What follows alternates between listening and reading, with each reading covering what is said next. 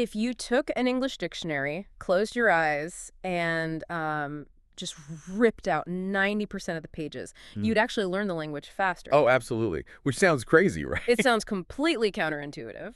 But welcome to today's deep dive. We are so glad you are here with us. Today, we are on a very specific mission. Yeah, a really important one, honestly. We are cracking the code on how to learn English fast. And probably more importantly, how to do it without completely losing your mind in the process. Right, because burning out is usually what happens. I mean, it's the classic trap. Exactly. You start with like these incredible intentions. You buy the pristine notebooks. Oh, the really expensive ones. Right. The nice pens. And then a week later, you're literally pulling your hair out. Yeah, you just give up. So we've gathered some amazing notes and tips from a recent language learning discussion to share with you today. Okay, let's unpack this, because we've all seen those internet ads. Oh, yeah.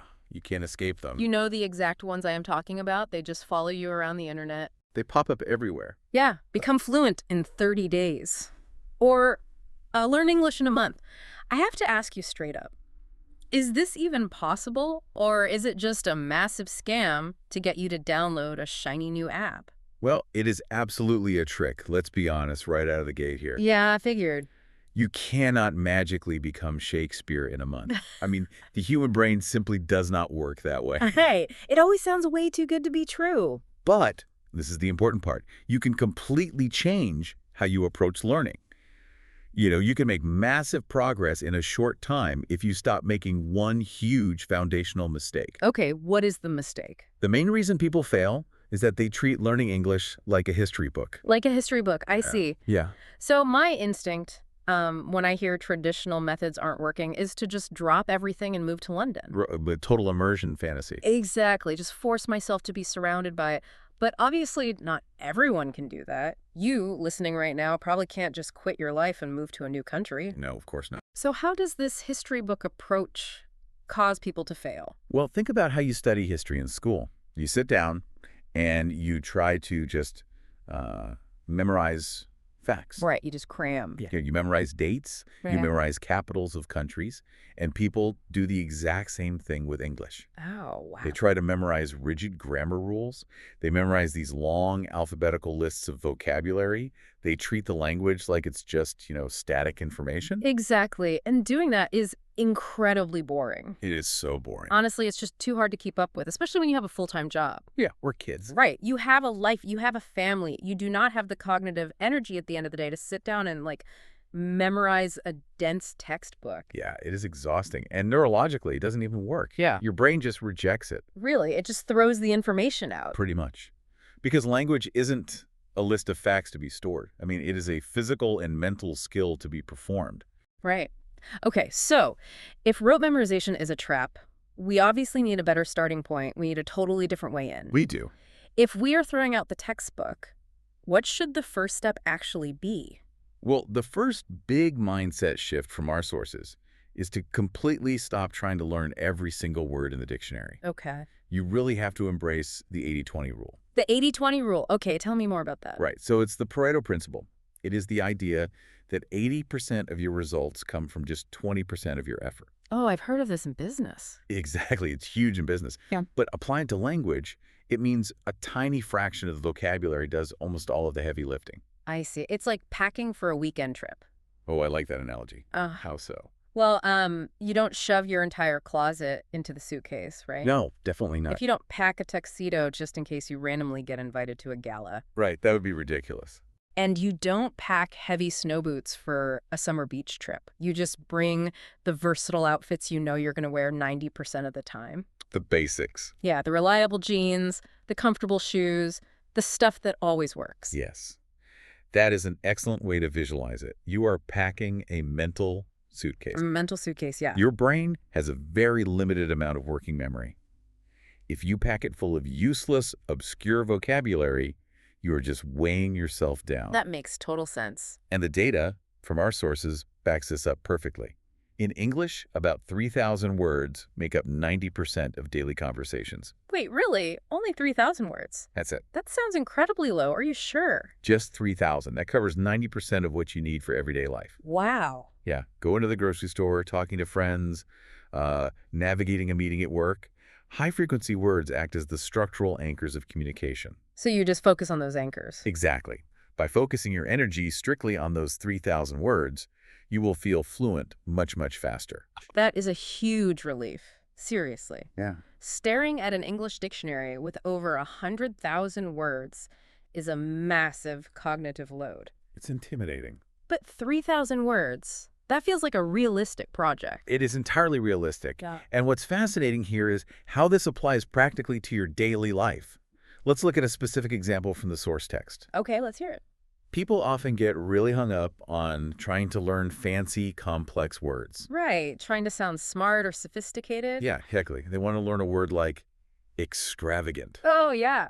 Extravagant. That's a great word. Very dramatic. It is a great word, but think about the mechanics of using it. How often do you actually use it? True. Not very often. Right. When you are in a busy coffee shop and you are trying to speak a new language, your brain is under pressure. Oh, definitely. The panic sets in. Searching for a rare word like extravagant takes time. You freeze, you panic. I know that feeling perfectly. You just stop mid-sentence. Exactly. So instead of stressing over how to spell and use extravagant, the sources suggest you just make sure you know how to use the word expensive perfectly. I love that. Keep Yeah. it simple, keep it useful. Expensive gets the job done every single time. Right. If you're looking at a menu and you say that meal is expensive, everyone understands you instantly. The point gets across. The communication is entirely successful. You don't need to say that meal is extravagant. Right, because you are just trying to connect with another human being, not write a literary masterpiece. Precisely. So you pack expensive in your mental suitcase, and you leave extravagant hanging in the closet. Yes, you focus all your mental energy on mastering those essential versatile tools, because knowing a simple word instantly is far better than knowing a complex word slowly. That is such a good rule of thumb. That is how you get that 80% result with 20% of the effort. Okay, I am totally on board with this 80-20 vocabulary approach. It makes complete logical sense, but it brings up a very natural problem. Well, knowing 3,000 useful words on paper is great. Like, you can read them in an email, you can write them in a text message, but speaking them out loud in real time, that is a completely different story. Oh, absolutely. Recognition is not the same as production. I mean, we've all been there. You know the vocabulary. Your grammar is actually pretty good. Right. But when you open your mouth to order a coffee, you sound like a robot. It's choppy. It's awkward. The words don't flow together. Yeah, it feels really clunky. So if I have my 3,000 words locked in, how do I actually fix the robot voice? This is where step 2 from our sources comes in. It is a technique called the shadowing hack. Shadowing. Right. This is the crucial bridge between knowing the words internally and actually speaking them naturally out loud. Wait, shadowing, like being a parrot? Essentially, yes. Because I've heard of this concept before. You just repeat what someone says. I have to push back here. How does just repeating things blindly actually help me speak? It sounds counterintuitive, I know. Yeah. If I am just echoing someone else's script, I am not learning how to formulate my own ideas. I get why you think that. I mean, a parrot can talk perfectly, but a parrot doesn't know what it's saying. It can't generate an original thought. That is a very fair pushback, and it is definitely the most common hesitation people have. Right. But you have to remember that speaking a language isn't just an intellectual exercise. It is a physical act. Yeah. Your vocal cords, your tongue, your lips. They are muscles. They are muscles. I see. Right now, those muscles are trained to make the sounds of your native language. English requires entirely different mouth movements and breath control. Oh, that makes a lot of sense. So shadowing isn't about formulating original ideas yet. It is about training the physical hardware of your mouth. Getting the muscles in shape. Exactly. Yeah. Let's break down the exact mechanics of how it works, Yeah. because the rules are very strict. Okay. Let's hear the rules. You find audio of a native speaker. Maybe it is a podcast you love, a YouTube video, or an audiobook. Anything with clear audio. Right. You listen to them speak, and you repeat exactly what they say while they are saying it. Wait, while they are saying it? Yes. Not after? No. That is the crucial part of the hack. No pauses. No pauses at all. None. You do not hit the pause button, say the sentence, and then hit play again. Ooh. You speak right over them. Wow. You shadow them.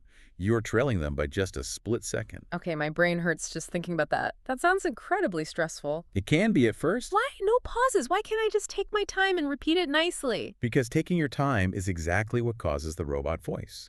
The magic of shadowing is that it forces you to copy the emotion, the stress, and the rhythm of the speaker. Okay, I think I'm following. When you pause the audio, your brain immediately goes back into logic mode. I see. You start overthinking. Exactly. When you pause, you start analyzing the grammar. You start wondering if you pronounce the vowel perfectly. You treat it like a test. Yes. You start treating it like a math equation.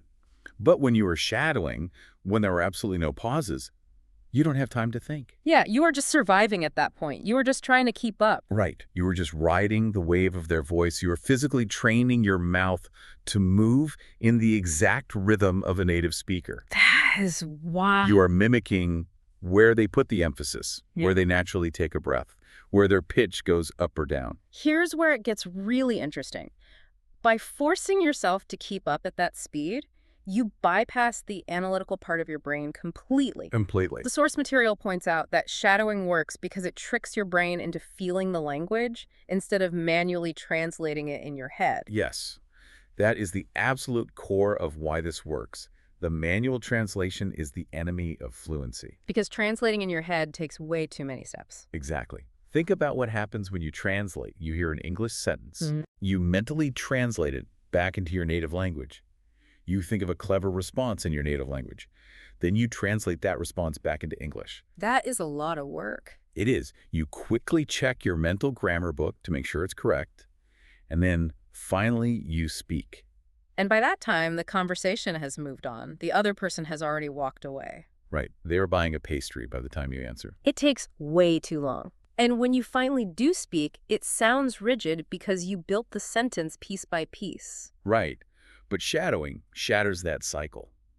Because you are doing it in real time, you start to internalize the natural melody of English. You feel the rhythm. You start to physically feel when a sentence sounds right, rather than logically knowing it is right based on a rule book. It's like learning to play a sport or learning to dance. Oh, that's a great comparison. You can't learn to play tennis by reading a book about the physics of a tennis racket. You have to actually swing the racket thousands of times. You have to feel the momentum. That is a beautiful way to put it. Shadowing is getting the rhythm of English into your muscle memory. It bridges the gap between knowing a word and naturally producing it. Okay, I love this. This is incredibly practical. So now we have our mental suitcase of 3,000 essential words. Yes. And we have our shadowing hack to get the physical rhythm down and bypass that awkward internal translation phase. Right. We have the what and we have the how. But looking at this practically, shadowing requires intense cognitive focus. You are speaking over someone in real time. It's very demanding. That takes immense concentration. You physically cannot do that for 2 hours a day without your brain totally melting down. Well, if we connect this to the bigger picture, studying for 2 hours a day is actually the wrong way to approach learning anyway. Really? Step 3 from our sources is the golden rule of time management for languages. And it solves the exact problem you just mentioned. Okay, let's hear it. Because you, listening to this right now, are busy. Most people don't have hours to spare. Here is the rule. If you don't have 2 hours, don't study for 2 hours. That is deeply refreshing advice. It is. Don't even try, because you will just set yourself up for failure, and then you will feel guilty about it. So what do we do instead? Instead, study for just 15 minutes. Just 15 minutes? That doesn't feel like enough time to learn a whole language. Just 15 minutes. But here is the massive catch. You must do it every single day. Every single day. Without fail. Consistency over intensity. That is the secret sauce to language acquisition. Exactly. It's a micro habit. You make the barrier to entry so low that you can't say no to it. It's like doing 15 push-ups every single morning instead of going to the gym. Okay, explain the mechanics of that. Well, imagine you want to get physically stronger. You could try to go to the gym for a massive 3-hour workout. Sounds awful. Right, because getting to the gym takes enormous effort. You have to pack a bag, drive there in traffic, work out until you are entirely exhausted. It is a huge event. Right, and the next day, you are so sore you can barely move. Exactly. You are miserable. So you don't go back to the gym for an entire month. That massive burst of intensity actually ruin your long-term progress. Yeah, it backfires completely. But if you just wake up, drop down and do 15 push-ups right next to your bed. It takes less than a minute. Right. There is absolutely no friction. You don't need a gym bag. You don't get incredibly sore. You just do it. It's just part of your morning. Exactly. And if you do 15 push-ups every single morning, day after day, you are inevitably going to get stronger. That analogy is spot on for behavioral psychology. But to take that a step further, let's look at what's actually happening physically inside the brain. Our sources dive into the neuroscience of this. Yeah. How does the brain handle a micro-habit versus a binge session? Well, a better way to visualize what is happening in your brain is to imagine paving a dirt road. Okay, paving a road. I'm with you. When you binge study for 3 hours once a week, it is like dumping a massive pile of loose asphalt onto a dirt road all at once. A huge dump truck just drops it. Yes. The first heavy rain comes along, and it all just washes away. Your brain gets completely overwhelmed by the volume of information, and it dumps most of it to save energy. Because it's too much cognitive load at one time. Exactly. But when you do 15 minutes a day, you're sending a daily, consistent signal. It is like taking a heavy steamroller over that dirt road every single morning. Oh, I like that image. You are slowly, deliberately compacting the dirt.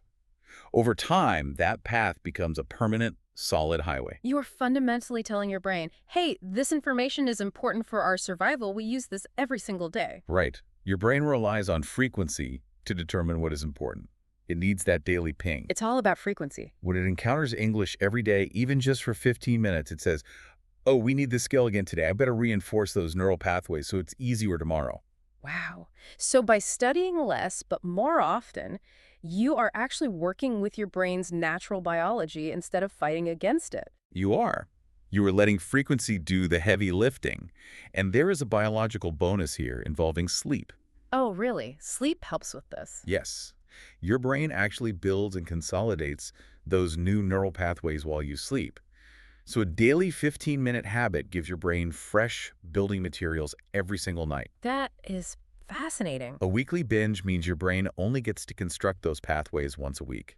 That makes so much sense. And honestly, who doesn't have 15 free minutes in their day? You don't have to lock yourself in a quiet room. Not at all. You can do your shadowing practice in the car on your commute to work. Right. You just turn on an English podcast, Mm. you shadow the host out loud for 15 minutes while you drive, boom, you're completely done for the day. It totally removes all the guilt. You don't have to feel bad about not studying for hours on the weekend. You just hit your 15-minute micro habit and you win the day. Yeah.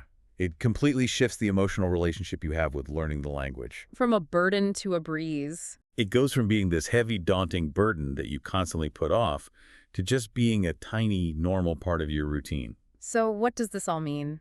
Let's bring everything we've talked about together. We set out today to find a way to learn English fast without losing our minds.